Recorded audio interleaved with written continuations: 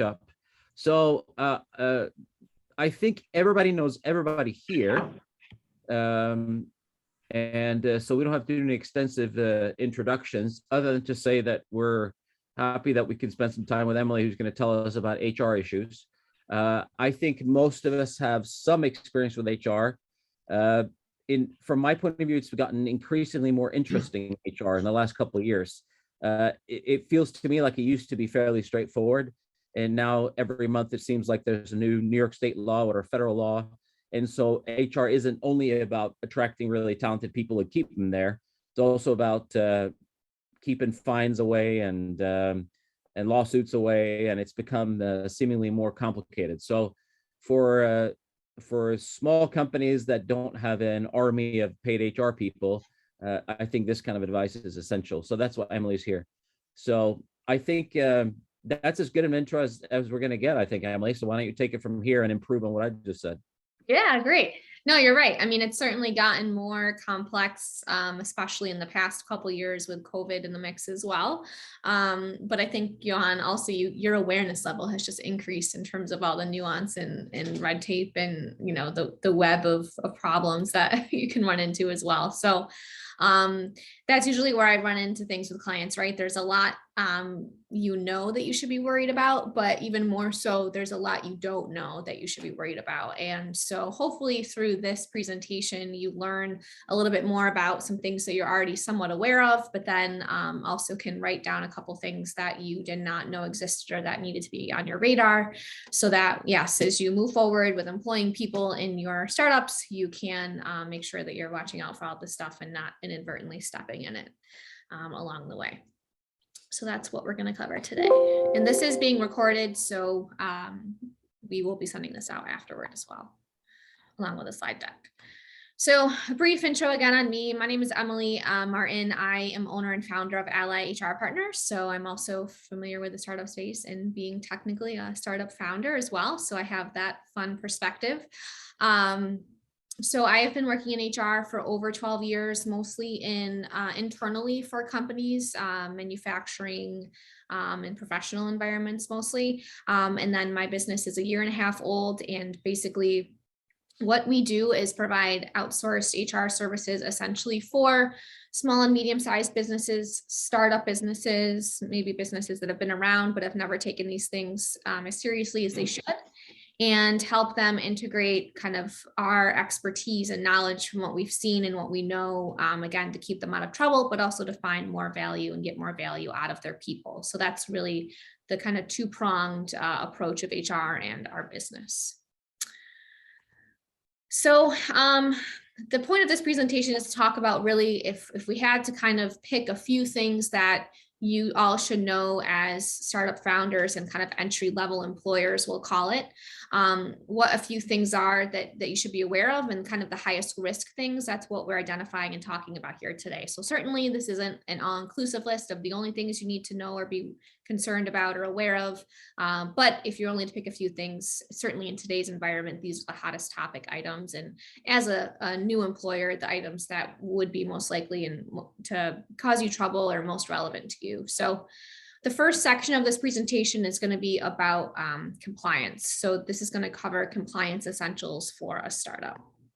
So just a brief intro here, history lesson. Again, if you're not an HR person, you probably wouldn't know most of this, nor should you need to, but just for some context here, employment regulations are, they're governed at both the federal and the state level. So there's the Federal Department of Labor, there's the National Labor Relations Board, or the NLRB, and that's an arm of the DOL. They govern things like employees' rights to unionize and other different protected activity. We have wage and hour divisions of the DOL at both the federal and the state level. Those specifically are divisions that are earmarked to go after payroll and time related, basically wage payment related regulations and violations, which is the highest priority really. You have the Equal Opportunity Employment Commission, which governs things like discrimination or just basically protected activity or protected class violations, rights violations, so like disability status, gender, all of those things, which we all know are becoming a hotter topic issue as well. Then you have the IRS, which gets into employment related matters because of taxes and things. So as you can see, basically the point of this slide is to show there's a long list of agencies that come with a long list of regulations. A lot of people out there now more than ever doing audits and looking for violations on a very proactive basis. And that's only going to increase in the coming years. So if there was a time to be concerned about this, now is probably the height of that time in our history. And then there's other categories. If you're a federal contractor, certainly you have different regulations and rules there that you need to be concerned about. Nonprofits, municipalities, things like that. So the list is basically endless in terms of governing bodies and regulatory factors here. So moving on further into more tangibles, the first topic that I wanted to cover today that's really specifically mostly relevant to startups is the use of contractors versus employees. So a lot of times startups will choose to use third-party contractors, so independent contractors, 1099 individuals to perform services for the business versus hiring employees. There's a lot less red tape. There's a lot less rules when it comes to contractors. So it's a much more attractive option versus hiring W-2 employees and starting payroll and paying employment taxes and all of that. This has explicitly been stated by the federal DOL in the Biden administration as an area that they want to go after in the coming years. And there will be more audits here. And basically what the government wants is they want all of your contractors to really be classified as employees, because then they're subject to all of those rules and regulations that the government can then fine you for, and also all of the employment related taxes and unemployment payments and all of those things. So it's important for you to know there are really specific criteria and kind of tests at both the IRS and the DOL level that the relationship with this person should pass in order for them to be safely categorized as a contractor versus an employee. So in many cases, especially if you're starting to grow and scale, it's likely those contractors should probably be converted to employee status. And if there was ever a complaint made or an audit done, they would be looking at these factors to determine whether they're properly classified. So some key factors to consider, and if any of these pop up as a red flag for you in any relationships you have with contractors, I would definitely take note. But the questions are things like, do they work for others or have their own LLC or something? So if you have a contractor that pretty much is primarily working for you or only working for you, certainly you're the main source of income for them. They don't have kind of an established business where they're providing similar services to other organizations. That is probably a sign that they should certainly be an employee and not an independent contractor. Because most of their financial, well-being and things in their business is coming from you.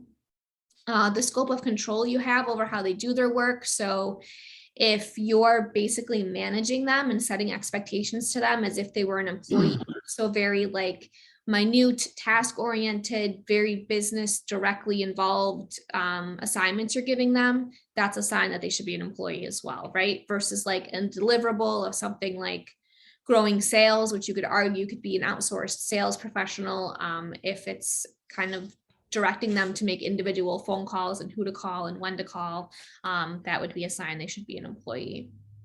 How you pay them, so paying them on an hourly basis certainly potentially implies more of an employee relationship than a contractor relationship versus like a monthly fee for services. And then do you have other employees that basically do the same thing? So certainly if you have people that you employ on a W-2 basis that do similar work of the contractor, that would be a very easy way to tie the relationship to the employee relationship versus the contractor relationship. So there's no black and white test here basically, but these are all key factors that both the IRS or the DOL might look at when they're considering whether someone is properly classified. And the penalties here are pretty great. If someone is a contractor and they come in and determine that they should have been an employee, you might owe back pay for overtime if they worked over 40 hours, because now they should have been subject to all those labor laws. in addition to many other ones. Federal and state taxes. So if you weren't paying unemployment, tax on their income, or, just your regular income tax, your state and federal employer taxes, you could owe up to like 3 years of those back pay. So then there could be fines for the misclassification. So you can see how this potentially could add up pretty significantly. And so it's very important that you, especially now more than ever, when this is being audited more than ever, that you have these classified properly.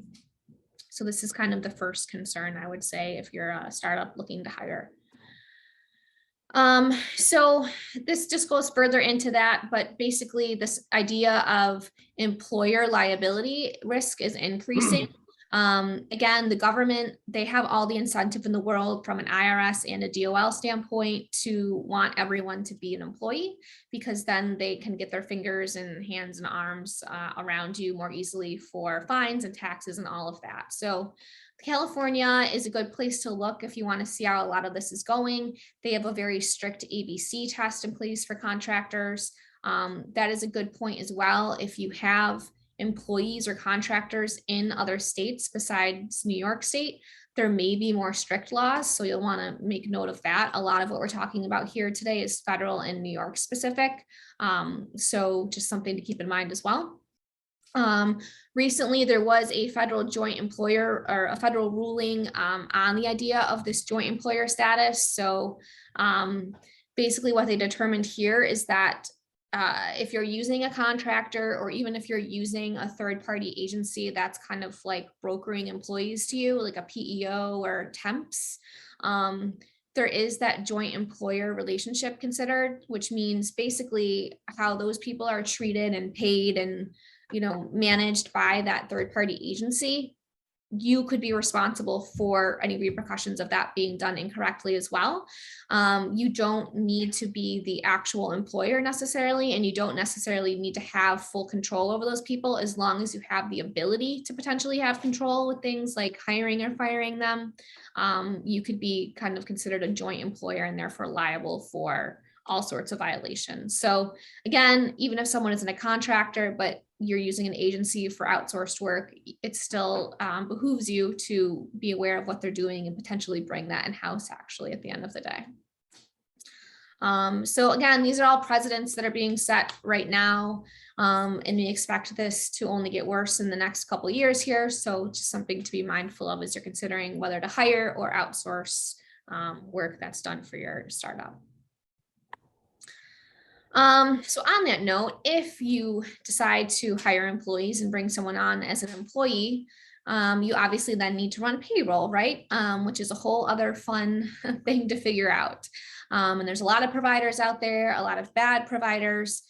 So just to give you some pointers on things that you need to be aware of and consider when you're doing that, that's what this next section of the presentation is about. So obviously, working through your CPA, there's quite a few different IDs and different tax IDs and things that you need to be registered for. So you can pay your employer taxes on income, workers' comp insurance, state disability insurance. You need to have, not all states, but New York certainly.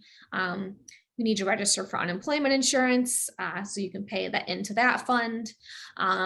A lot of times your payroll company will help you with some of these things, but not always point you in the best direction. So I would say talk to your CPA, talk to some other professionals to get advice on these things as well.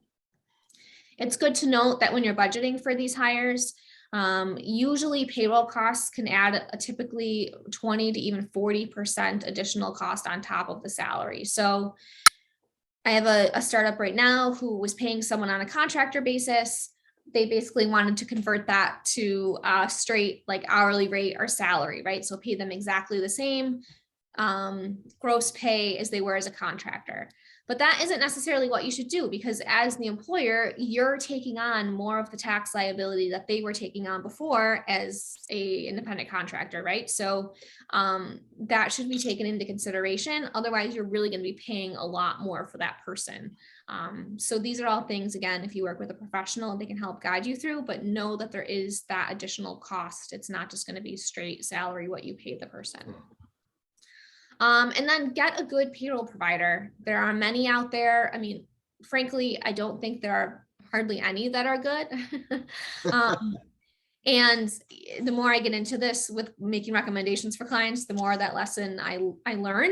But there is a way you can vet. There's certain questions you should ask. I mean, you want to make sure service levels are high because you don't know what you're doing, right? So are they going to help you and answer your questions and look out for you? So just make sure you go on forums or, maybe get a couple referrals or, check a couple references of providers to get an idea, whether it's technology or service, what the strengths and weaknesses are based on what your needs are. So you can get that information. Because that's really important as you scale, whether or not they're going to be what you need long-term, but whether or not they're going to help you as well. And here's some pointers with that. So certainly consider system capabilities. Aside from processing payroll, most of these systems can do other things like electronic onboarding, so you don't have to do all that through paper and pen, which obviously if people are remote is not practical either.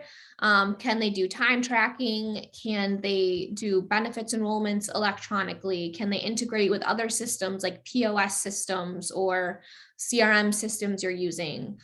These are all considerations that you might want to think about if you're trying to pick something that will scale with your business and also actually work as a tool to optimize things and not just another system to log into and have to maintain data in.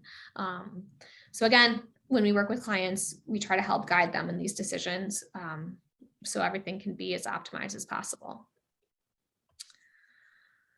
All right, so sticking on the topic of kind of payroll and wage and hour and wage payment, let's talk briefly on wage and hour law. So again, as I mentioned before, when it comes to what the government is motivated to go after in terms of random audits and promoting employees to make claims, the biggest area really is this area. So are you paying people what you should be paying them? Because if the government were to come in and find that you're not, they're gonna probably determine that you owe quite a bit of money in back pay to your staff, and then they're gonna take the liberty of charging you 25% or more on top of that in a fine. So this is a huge money-making area for the government. And it also makes them look good when they're finding past due wages for employees. So this is important. Like I said, you could owe up to 3 years of back pay for staff if you did not pay them properly. The fines on top of that obviously could add up quite a bit. In some cases, you can go back up to 6 years. Most commonly, it's 3 years, but it could go back as far as 6 in some case law. And again, this is the #1 area of claims by far. It's only going to get worse. The DOL has explicitly stated they're going to randomly look for violations and not even wait for employees to make complaints. So if there's going to be one area when you're setting up your operation that you want to make sure you're doing things right, it's definitely wage and hour law. And then if you catch things now or fix them now, even if you've been doing them wrong for a little bit, good faith does matter. So if they come in later and find that you were wrong in the past, they will have some mercy on your soul, at least at this point, and you won't owe for those past due times if you took care of it. So when talking about wage and hour law, let's talk about how you pay your staff. So we talked about kind of contractor status versus employee status. Now let's talk about if someone is an employee, the differences between the two big statuses or classifications of them once they're in. And that is this idea of exempt versus non-exempt, which a lot of times is associated with salaried versus hourly. This is commonly misunderstood. People don't understand that non-exempt isn't just hourly and exempt isn't just pay salary. There's minimum requirements for pay for these, and there's actually minimum requirements a position needs to meet from an actual responsibilities and duty standpoint in order for a position to be in one or the other of these categories. So real quick lesson here, non-exempt basically means that the position is not exempt from needing to be paid overtime. The federal law is 40 hours in a work week for overtime payment, and that's the same for New York State as well, and most other states are not more strict than that. But again, something to look into by state. So basically what this means, if an employee is non-exempt, you need to pay them time and a half or overtime for any hours worked over 40 in a work week. So typically these employees are paid hourly because you need to be tracking how much time they work by the hour to determine whether they ever make it over that 40-hour threshold. On the other side of this is exempt status. So exempt status means that the employee is exempt from being paid overtime. So you do not need to pay them overtime. And that is also why this is most commonly where employees are paid on a salaried basis, because obviously you don't have to worry about how many hours they work because they don't have to be paid overtime. So you can just pay them a straight salary every week without worrying about all that nuance.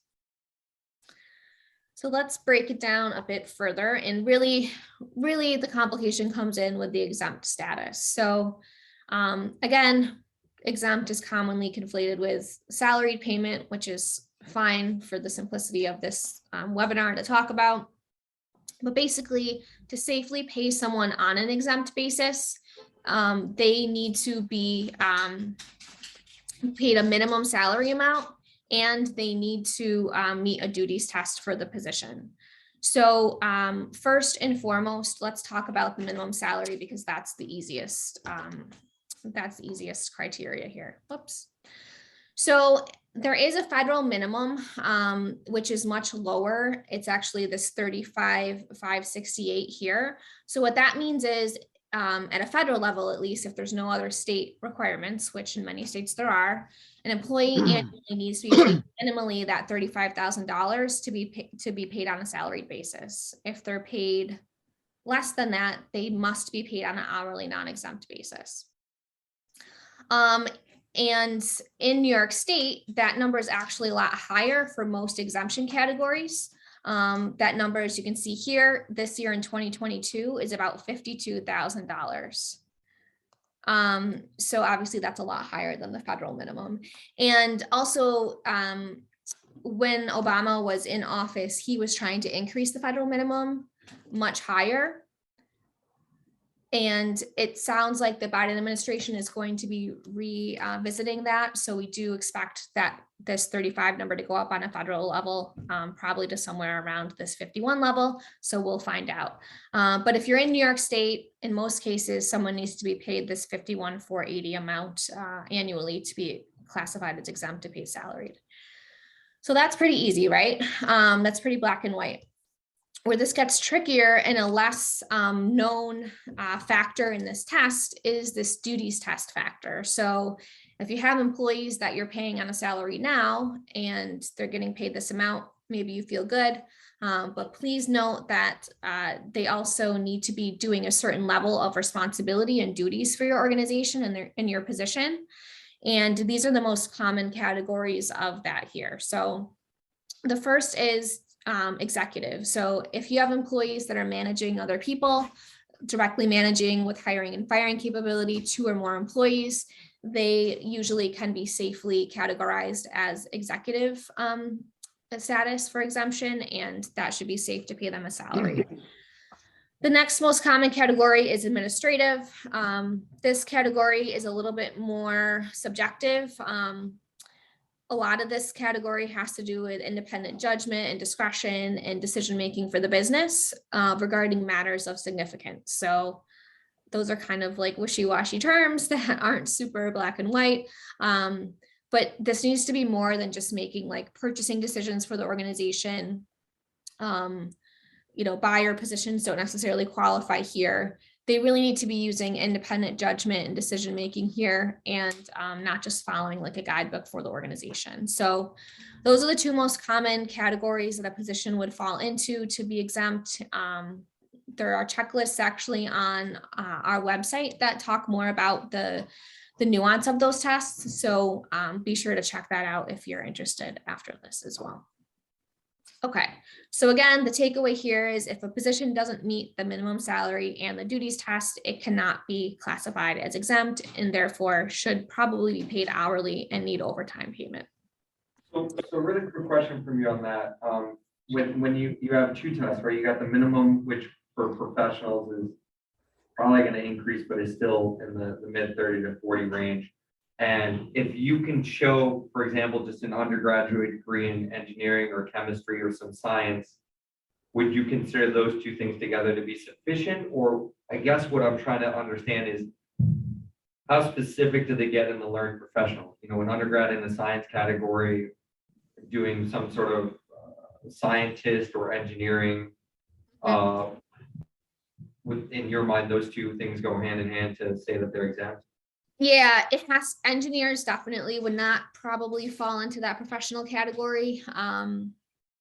If it's like, usually it has to be a pretty extended level of learning. So like PhD kind of laboratory work, I would say. Okay. So like chemists potentially could fall into that. There is, like I said, on our website, which I'll pull at the end, it breaks down in much more detail what the kind of nuance in each of these tests is. And that should give you some guidance there.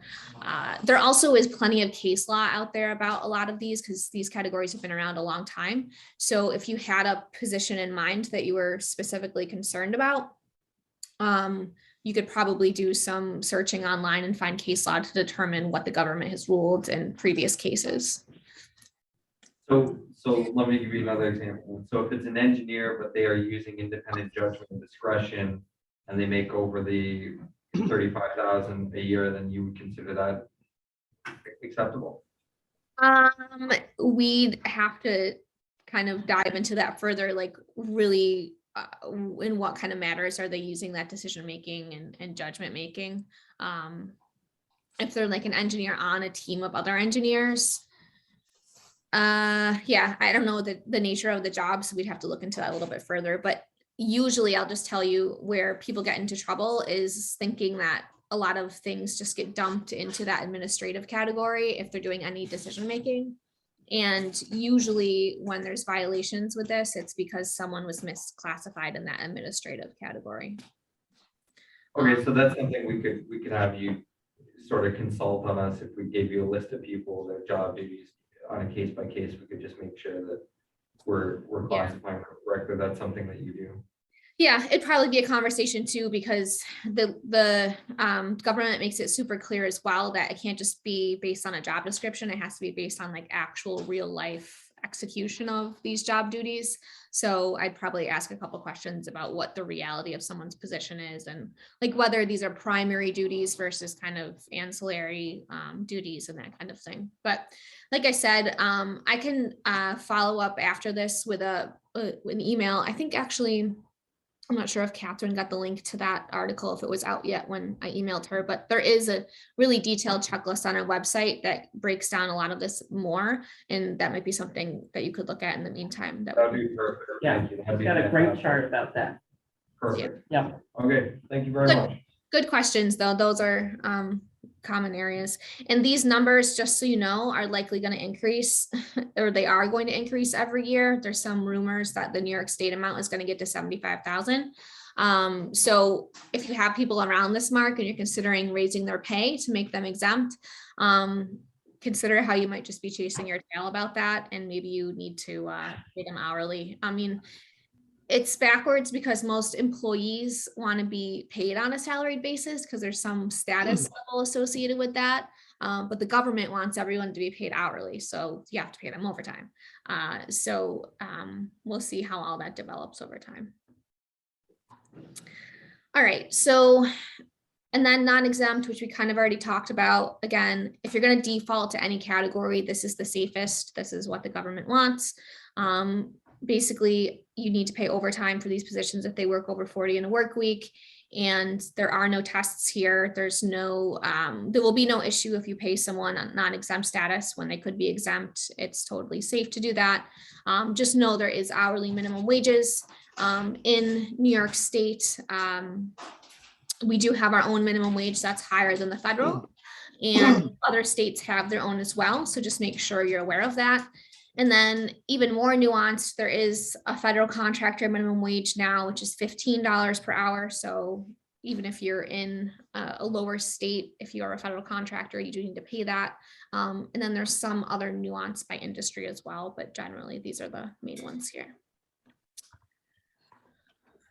All right, some other quick hits in this wage and hour topic before we move on. Non-exempt employees should be paid hourly, right? So if they're non-exempt, the best way to pay them is to track their hours and pay them hourly. If you're ever audited, having that record of the hours they worked and what you paid them, and if you paid them overtime, is the only thing that will save you. An employee can make a completely erroneous claim about an insane amount of overtime they worked in the past. And if you have no proof they didn't, you will pay them that overtime. So record keeping is extremely important here, and paying on that hourly basis and tracking that is very important. That's kind of what this talks about as well. Talking about meal period breaks, all employees in New York State and even federally are required to take a 30-minute meal period break that is uninterrupted each day. It doesn't need to be paid. It can be unpaid. But the thing that you want to make sure is that if you're not paying employees for this time, that they actually are taking this time, and that you're not auto deducting or just making an assumption.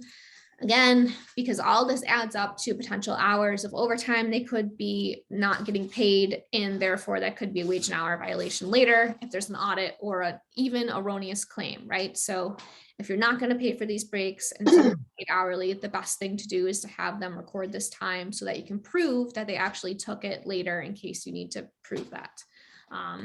There are other options here if you don't want to pay them, and we would break that down if we work together.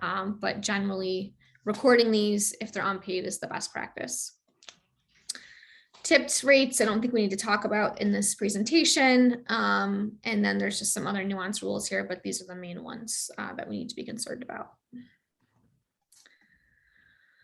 A really quick note on the topic of paid time off or time off. So this is always something that comes up commonly with startup clients. What kind of time off do you have to offer? If you want to offer time off, what do you need to do? The thing to really take away from this slide is previously paid time off was not something that has been regulated by governments, right? So if you wanted to offer vacation or sick time or PTO, it was kind of at your discretion. You didn't have to worry about following any rules because it was totally voluntary. Unfortunately now at the state level, in many, many cases, and I'm sure potentially at the federal level, there is required paid sick time off. So this is different than employee leave for like FMLA or paternity or maternity. This is true sick time that if someone calls in, you need to give them a certain amount of time off a year, paid time for that sick time. So because of all this new regulation, when you're developing vacation policies or PTO policies, and you maybe don't want to have a separate sick policy, you need to consider what these rules are and make sure that your paid time off policies follow those rules, at least in order for them to be compliant. So if you want a PTO policy that's all inclusive, that's fine. But you need to make sure it follows the New York State paid sick leave law, for example, if you're in New York State. And then there's, again, several other states that have their own paid sick time rules now. So make sure you're aware of that. It's not simple and arbitrary or at your full discretion any longer in terms of paid time off. And then another note here, for unpaid time that you have to provide, again, those leaves like FMLA or paid family leave or disability. There's a lot of requirements for employers on those things, and a lot of trouble you can get into with those if you don't follow specific rules and provide specific paperwork. So if you do have employees that need leave, definitely do your homework, reach out to someone that knows what they're doing, because potentially you could get in trouble there. Any questions about the time off topic? And this is also something that's on the rise audit-wise. Again, the government just is all about employee rights these days. So make sure that you're following these rules. All right, so that was the main show from a compliance standpoint. So again, employment law is pretty complicated and it's pretty wide in scope, but those are the main items that you really should make sure when you're initially starting up that you have checked off and someone's looked at for you before you get started, so that you aren't creating problems for yourself later. The second part of this, shorter half of this, is going to be about strategy. So compliance is really the most basic function of HR and the most basic HR need in any business. Obviously, staying out of trouble is the top priority, I suppose. But certainly, I'm sure many of you have experienced who you hire and how you manage them when they get in, and turnover and all of those things are a huge opportunity and risk for the business as well as you scale, because especially if you're a small team to start, having one bad apple in the bunch can be very disruptive to deal with and clean the mess up from later. So these are going to be some like best practice strategy items to think about initially when you're going in, if you think about nothing else. So the point of this is to put some sort of kind of purposeful people operations strategy in place, right? So if you guys are developing marketing strategy from the beginning, or supply chain strategy, I'm sure you're putting a lot of time and energy into those efforts and not going in blind. Arguably, I would say you should do the same for your people operations. Your people are the executors of all of those other parts of your business and strategy, right? So if you're not finding the right people and they're not going to do that stuff for you, or you're not going to use them properly to do that, then probably those other things are going to fall apart as well. So the goal is to put in place people practices that support those efforts and get you people working in that direction of your business. So what does that mean? It means creating HR policies and practices that really match with your mission and your vision and your values. So this could be something as simple as handbook policies. It seems really simple and basic, but even your attendance policy, right? How important is it that people show up at the same time every day? How flexible do you want to be? You really should define that up front so that the expectation can be set, and then you're not cleaning up a lot of the problems associated with that later when people are taking liberties that they shouldn't or something like that. And then, so that has to do a lot with how you manage and set expectations, but then even how you're going to identify, attract and then select the right people for your business, and then determine when they're in there whether their performance is really what you need it to be or not. So a lot of this is about standard setting, expectation setting, defining what it is you want and how you want it to happen up front, so that you have a guidebook and tools to manage to that later. And most businesses don't do this at the early stages, and it causes a lot of inefficiency and kind of a one step forward, two steps back situation, which I'm sure many of you, again, if you've mishired anybody at this point, have experienced can be really disruptive. So this is the goal here. Again, aligning your business mission with, all the other components of your business when it comes to people operations and how you manage your people and how you hire them and the expectations that you set. So how do you get there? Briefly, I'm going to touch on just number 3 and 4 here. So this presentation is kind of assuming that you've already have a clearly articulated business mission and business values. But a big next step is really defining what roles are needed in the business and what you need those people to be doing in order to deliver on the expectations or needs for their position, but also maybe that department, and then overall the whole business, right? And creating that infrastructure and setting those expectations. So briefly here, when we think about roles in the organization, so maybe you're going to be going from a place of 2 founders to a place of 2 founders and then 2 kind of like initial hires or department heads. So as you're doing that, you want to think about the overall org structure and kind of hiring those first people in roles or seats that really could be whole departments someday, or doing it in a way where that structure can scale with the organization. So I like considering a top-down approach here. If you think about the business objective or the business mission, then how do you break that into departmental functions? Then how do you break that into leadership positions in each department or roles in each department? And then what all the accountabilities or responsibilities need to be for those individual people to feed up that chain, right? The key word here that I like to use is accountability. And that's really important because it's really identifying what each role is supposed to own for the organization instead of listing out individual tasks, right? So if you're two founders and you're going to hire a third person that's going to be an operations manager, for example, what are you going to kind of delegate down to that person that they're going to own, and you're going to remove yourself from owning? So that way you can set that expectation, and instead of having to tell that person every individual task they need to get done in their job, you can give them ownership of something, and then they're responsible for determining and doing what needs to get done to deliver on that ownership. It's a much more effective way to manage, and it's much more scalable, as you can imagine. So keep in mind the business functionality here, and keep that first and foremost. Let the business goals drive these decisions instead of trying to form positions around individual people. That's not probably scalable or sustainable long term. For example, if you have a CFO that's also doing your social media marketing, well, those don't really go together. And if that person leaves, more than likely it's going to be hard to fill that seat, or you're going to be filling it with 2 seats or 2 people, because those kind of accountabilities don't go together in one person typically, right? So building this out in a way that makes sense and is hireable and scalable is really important if you want it to be sustainable. And then one point I like to make here, especially for startups, is if you're a solopreneur, or you're a group of, if you're 2 partners or a group of founders, knowing what your accountabilities are for the business and defining that between, the few of you is just as important, if not more important, than doing it for the rest of the business. Because if that's not clear up front before you start bringing other people in, it can get extremely messy.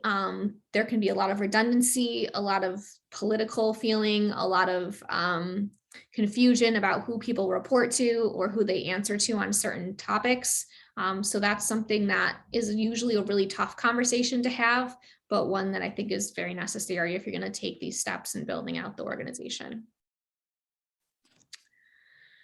So really quick, what are accountabilities? Again, we kind of mentioned this before, but these are the major roles and responsibilities for each seat in the company. So if you're building out that org chart, these would be the major deliverables of each of those positions.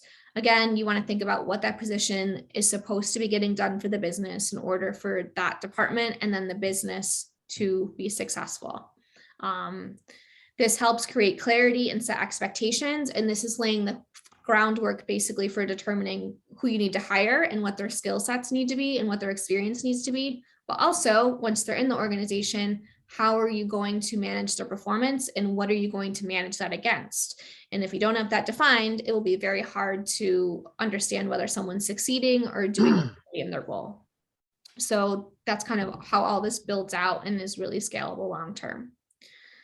So just as a couple examples here, this is obviously an org chart. It's not anything that I'm sure people have not seen before, but the org chart also is a way to identify those seats and then really build out the structure of how the reporting structure works and sets the groundwork for that accountability work.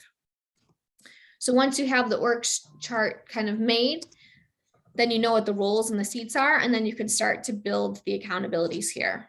So this is actually a client of mine, a startup that's in the Salesforce consulting space.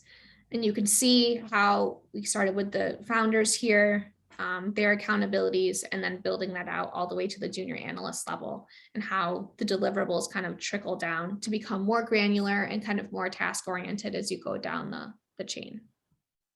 So again, we did all of this preliminary work to determine, okay, we're going to go hire a consultant. What experience do they need to have? How are we going to determine if they're succeeding in the role when they get in? Because we identified up front what the goals of that position are. Some final notes here. So again, all of this work is really meant to drive the rest of your people operations moving forward. The first and biggest question is, who should you even be hiring? Who should be filling these seats? How you go out and advertise for that person and try to attract them, but then also the questions that you ask to try to determine whether someone is a fit from a skills standpoint, but also kind of a value fit and attitude standpoint as well. So it's slowly building up the building blocks of kind of the structure that all kind of as a feedback loop for the mission of your organization and your success.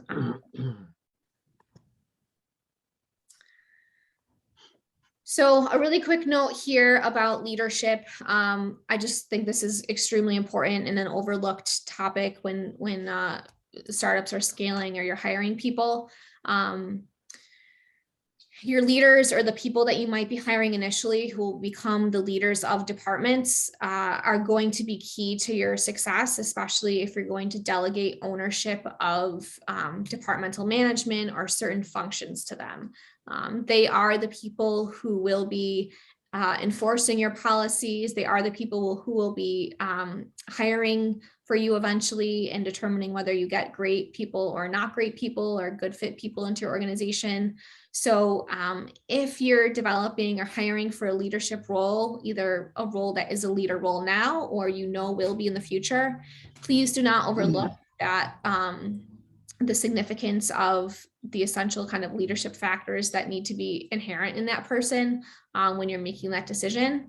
Will they be able to hold people accountable? Will they do they have the ability to manage people and have those uncomfortable conversations?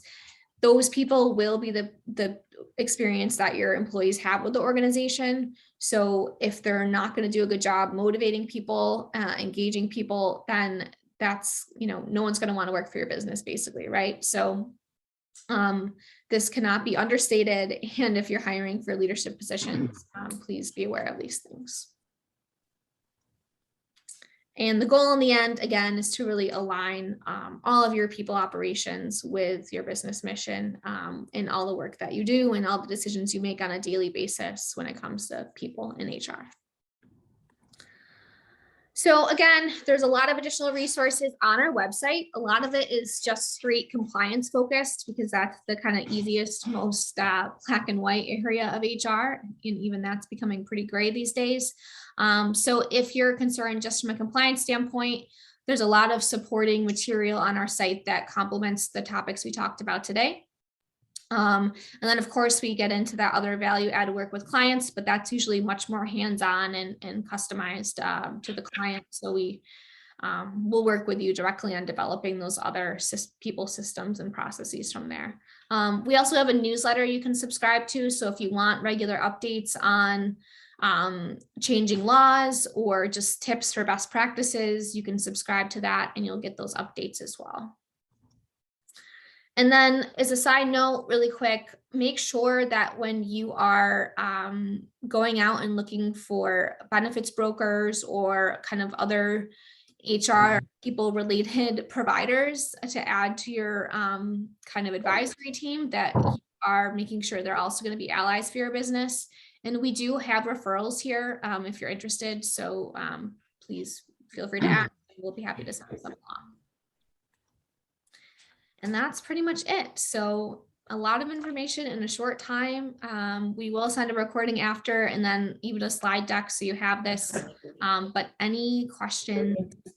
So we got a question here from Steve. Several questions if you don't mind. First one actually is on your last slide. Did you say 401k is required in New York State? Yeah, I do have that on there. There is a law that's going into place this year. And it does say if you're a startup, depends how long you've been in business and it depends how many employees you have, but I believe it's 10 or more employees for 2 years. You do need to have a retirement savings plan. Yeah. New York State is, what's that? Okay. That loan was worth the price of admission. There is, so New York State's launching their own retirement fund, which is actually an IRA, not a 401k. You can choose to just have employees be available to contribute to that, and there's no employer match required or anything. But I don't know about you, but I wouldn't want New York State kind of managing my money or anybody. So I would suggest getting in touch with a different provider that can offer you an IRA or 401k and having them give you the best options for you and moving forward. Because also, if you're going to be offering this, you might as well get the most bang for your buck in terms of like it being a rich benefit for your staff. And certainly the New York State experience is not going to be good for employees to like go online and check their balances or anything like that. All right, that's helpful. Regarding, you didn't get into this topic, but employee or prospective employees who do not yet have a green card.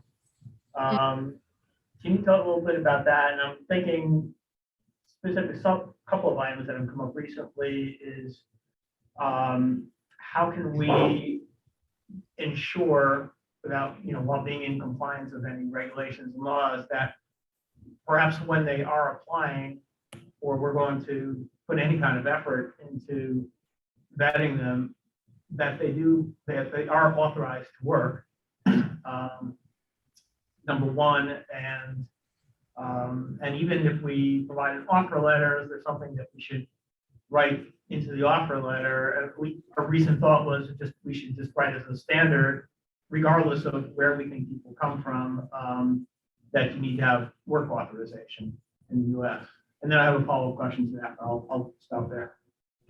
Yeah, so you should have like a basic application for employment. I'm not sure, I'm guessing in most cases, like with any startup, people just submit a resume, which is fine, but being able to ask those questions about work authorization or having them at least write down and document previous employment history. So, they don't have to falsify a document kind of thing is important. But if you had an application, or even if you're recruiting on Indeed or something, you can, I think, customize questions. And I would definitely include, do you have work authorization or authorization to work in the US? The problem with that question is if I answer yes, you don't know if it's because I'm a citizen or because I'm on like a temporary visa or something. And you can't ask that question at that point in the process. So you'd have to vet that out further. Can we ask that question at some point in the process? You can, yeah. We can chat about that more, offline if you want to not get into too much detail on this presentation, but I'm not an immigration attorney, but, certainly considering the long-term availability of someone to work for you when you're hiring them is not illegal. Because if you know that you're not going to take on the expense of sponsoring someone to become a citizen upfront, then you do not have to consider those people as candidates for employment. I don't know if you've done that before. It's a super cumbersome process and expensive, but I know for certain technical positions, it is almost necessary at this point. But I would say if you're considering doing that, or you have, probably getting you in touch with an immigration attorney would be the best course of action there. And can you give me a ballpark number? How expensive is it to sponsor someone? I haven't done it in a while. I think it's somewhere around $8,000 though, if I had to guess, based on, and there's all sorts of, not that you shouldn't do it, because certainly there are certain skill sets that we just don't have as available, from graduates in the US as outside. But there is a certain process you have to go through as well, and posting these jobs here and considering US applicants first to prove that you couldn't hire anybody who is a citizen. So there are like certain layers of bureaucracy basically that you do have to go through as well. Got it. And a bad word to use, I guess, it's discrimination, but it's to separation. I don't know what. So let me just sort of give you an example of something I'm thinking of. We have government contracts, so the military. Okay. And some countries might be looked on more favorably by the military if the people were working for us on their contracts, and others not quite as favorably. And you might imagine companies that we're not allies with. Right. Can we ask those questions, or can we, well, I don't know, discriminate legally? Yeah. In some way?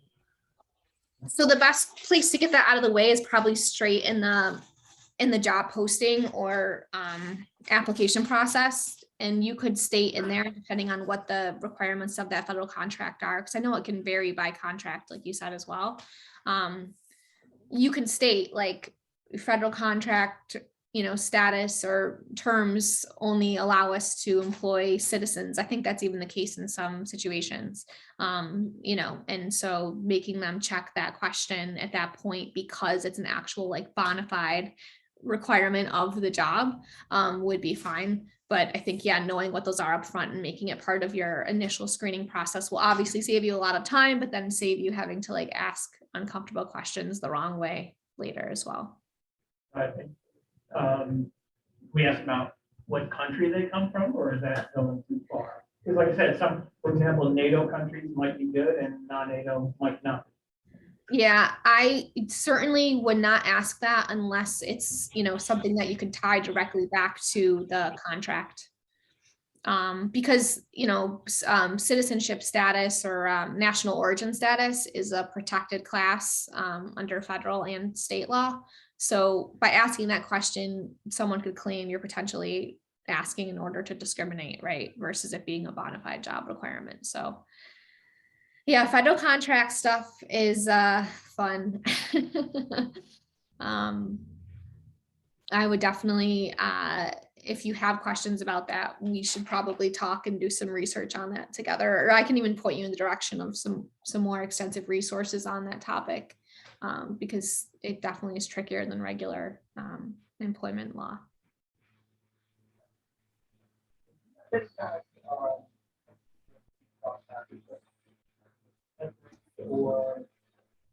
Or standards that companies have, and there's something more about what benefits provide to the employees, practice in the area, or within the industry, or within the area. Having trouble hearing you. I'm sorry. I don't know if you're far away from a mic. Or... Sorry. Do you have any kind of metrics, or can you hear me now? I am just making it out. Yeah. All right, so I can try. So he's looking for benchmarks for benefits provided either by area or state or something like that to know that they're offering competitive offerings. And by industry as well. And by industry. And Whether it's competitive. Right. I'm sure it's out there. I don't know of any one good resource. Certainly like I can send you, if you're looking for like specific salary information, I could send you some really great resources on that where you can either pull up a report for the whole industry or just look by position. A lot of times they include total compensation, so salary and then total compensation in those numbers as well, which gives you at least all-encompassing idea about, medical or, 401k matching and things like that kind of grouped together. But I've yet to ever find a resource, especially one that you wouldn't need to like pay thousands of dollars for access to the survey to get detailed information about all benefit offerings. But again, I'm happy just to have a side conversation based on my working with several, different clients across all industries and in different states, what I see out there. I kind of like am collecting that information anyway. Thank you.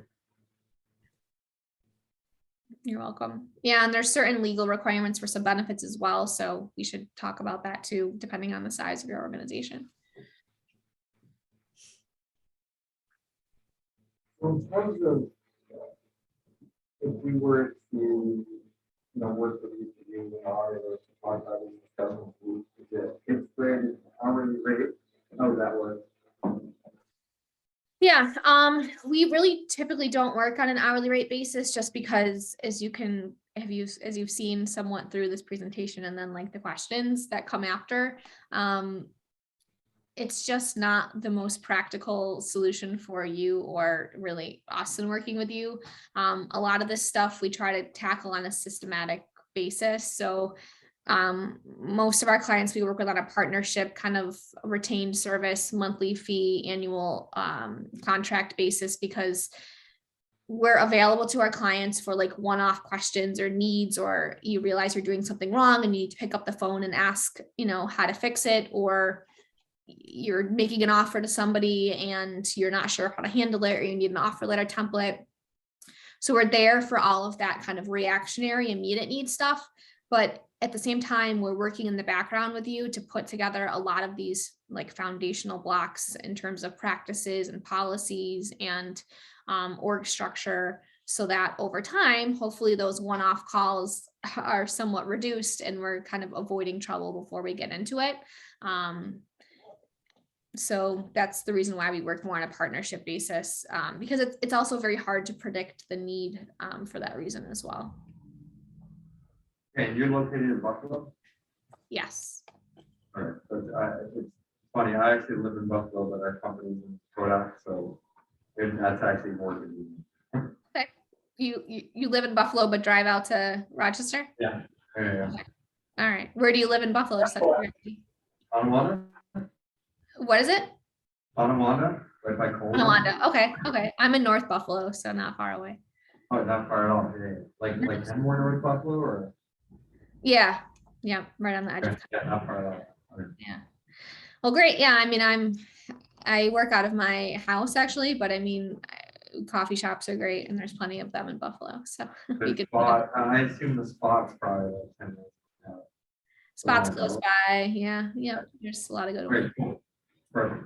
So Emily, I've got a question about temp agencies versus staffing agencies versus PEOs. So PEOs is new to me.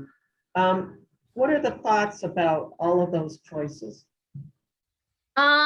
Well, I mean, a PEO is more of like a long-term partnership. So, I'm trying to think. I think there's somebody, I think it's Circle Optics out of RIT, I think.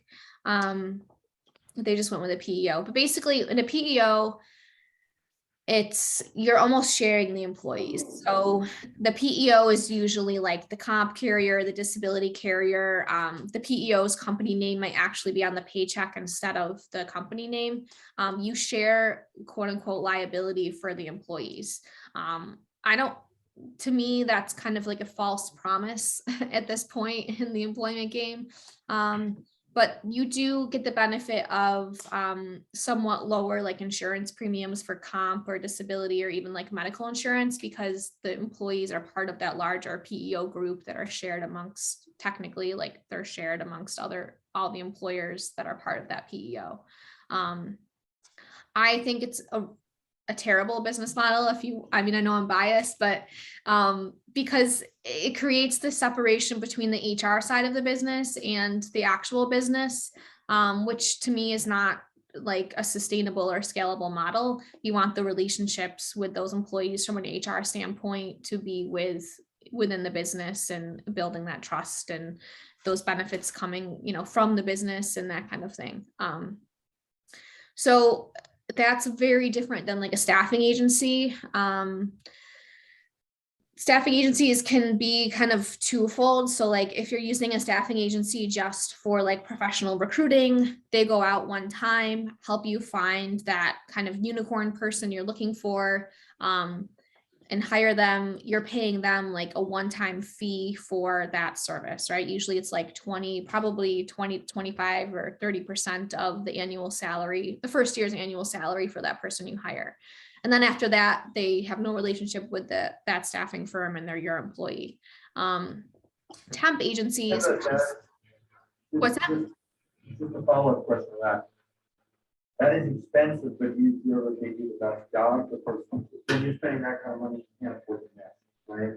So you find that their experience so that they are worth the fund. Let's say you're looking for someone that's $100,000 a year, you're $125,000 to find that person and do that up. So what do you think? Do they keep saying it when you're It was kind of muffled there at the end. What was the final piece of the question? They do a very good job finding good people, and if there is an issue with that person in the first 3 months, there's some sort of clawback. Yeah. So they do usually have like a clause, maybe like it's usually 30, 60, or 90 days if the person leaves, but it has to be for really specific reasons. Like if they just ditch you or something, they won't give you your money back, but they'll replace them for free essentially, but it has to be in that certain window.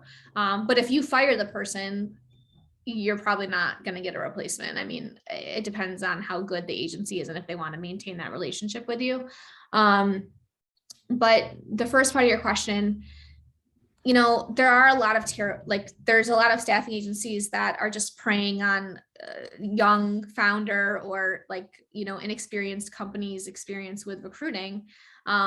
It's not necessarily, you know, a better hire you're going to make from an agency. Their advantage is they have access to like a greater potentially pool or network of people to choose from, but you are still the person selecting the candidate, right? So like the staffing agency, no one's going to do better than you at vetting candidates for fit for your organization and need for your organization. And the staffing agency, all they want to do is get you to hire someone because they want that fee. So I don't think it helps you hire better people. It just helps you potentially find more people that are qualified. But at the end of the day, you're the one that's going to make the hiring decision, not them. So if we decide not to hire them, for the most part, it's not true. So it's only if they actually do find someone that's worth hiring that you'd be on the hook. there's a couple different like ways staffing agencies do it. Some of them will require like part of the fee upfront because they don't want to get stuck with all that time looking and then you never hire anyone. But a lot of them will do a fee per placement. So yeah, you won't owe them anything until you actually hire someone they present to you. I don't do recruiting for clients, but I help my clients recruit better. So whether it's like, first of all, like determining much more clearly what we do need to actually hire for in terms of what the accountabilities of that role will be, and then what the skills and experience of that person need to be, then putting together a job posting that like accurately advertises and tries to attract that person, but also sells your organization, right? So like, how can we sell the different benefits or exciting opportunities with your company? And then we also work together to put together a really thorough interview process that will make sure that we're keeping out the bad people and trying to narrow down as many people as being good fit as possible. So there are usually there's insane opportunity for companies to just find someone and select someone better on their own without having to pay that cost. Because like you said, if it's $125,000 a year in annual salary, like 30% of that is obviously no small amount of money. So it's worth trying on your own with those improved efforts first, I think. Very cool. Thank you. Yeah. And then to finish out that question, you can hire employees to like a temp agency where you're leasing the employees for a period of time before you hire them. Usually those are more like hourly, less skilled roles. But in that case, the employee would technically work for the staffing agency, be paid by them, but doing work for you until the contract is up, and then you're allowed to hire them. But they charge you like usually 60% on top of their base rate or something around that in order to do that. But obviously you save like the payroll cost yourself when you do that. So say it's less risky than obviously hiring someone on full time and then letting them go is a more difficult process than if you're doing a trial run. Yeah, it lets you test someone out in theory. And for like hourly workers, a lot of people like to do it because you don't have the workers' comp liability there for those first 90 days if someone decides to get injured, you know. But more common in hourly staff, yeah. Okay. That was the last thing. Okay. Another word to add to it. All right, any other questions? No, it's been great. Thank you so much. Tons of really useful information. We'll be in touch. Since we just are closing the investment round. So we're going to be expanding our team. We're going to be in a hiring phase for the next 6-9 months and revamping and scaling the team. So perfect timing. Great. Well, congratulations. Yeah. And like I said, we'll send out a recording of this and the slide deck. And then I encourage you guys to check out the website too, because there really is a lot of free resources on there. I mean, it's public knowledge, but it's a great place. We try to consolidate it and break it into actual digestible terms for business owners. So check that out and feel free to reach out with any questions on any of it. Fantastic. Thanks, Emily. Thank you. Emily, thank you very much for your webinar today. This has been helpful. No problem. Yeah, I hope it wasn't overwhelming. I know it's a lot of information and I So it guess was great. you're Thank you, aware of Emily. it, naive, yeah. what's that? I say it's better to know than not know. It's Right. I know. I sometimes, I don't know, ignorance is definitely bliss at times. So well until that 25% penalty you were talking about. yeah, no, I mean, a lot of times I'm the bearer of bad news with clients and it's like, remember, I'm here to help. Don't shoot the messenger. And in the end, we work it out, but it's not always fun to be the person delivering bad news. Yeah. Well, thanks again. Thank you. Thank you for the opportunity. I appreciate it. Nice meeting you all. Thank you. All right. Bye-bye. Bye, Emily. Thank you. Thanks. Hope you feel better, Cindy. Thanks. Bye.